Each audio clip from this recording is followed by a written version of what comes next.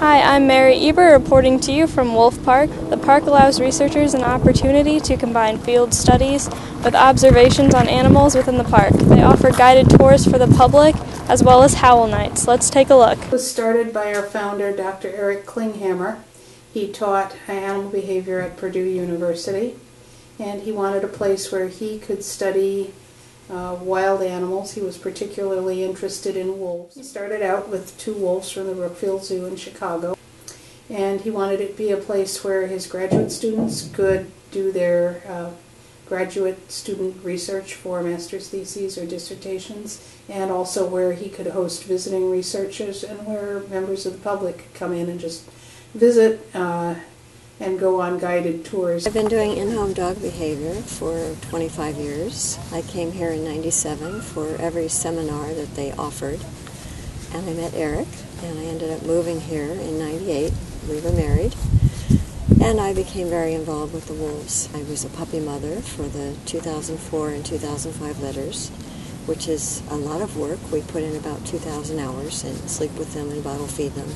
But the payoff is a long-term relationship. We also have researchers coming in sometimes to observe the animals, to set up situations, experiments, and see how the animals react, to try and open a window onto their cognitive abilities and processes. And some people are just interested in looking at more fine detail in social interactions between animals and sometimes between animals and humans.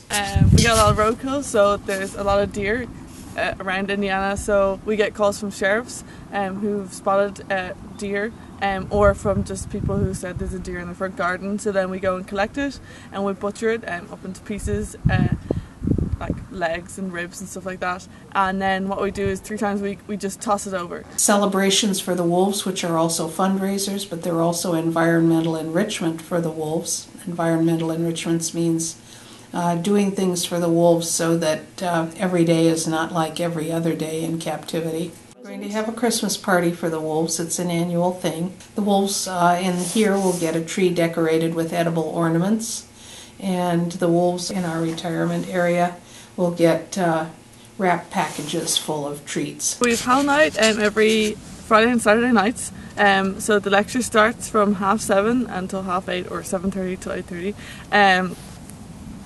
And everyone sits on the bleachers, and the wolves, the pack comes up to the front most of the time, and we try and get them to howl. And there's a lecture of the wolves, about their world, and just everything that we explain here on the tours, but we do it again and in more detail because it's our animal care staff who do a handling demo and kind of talk about the wolves themselves. But it's good fun.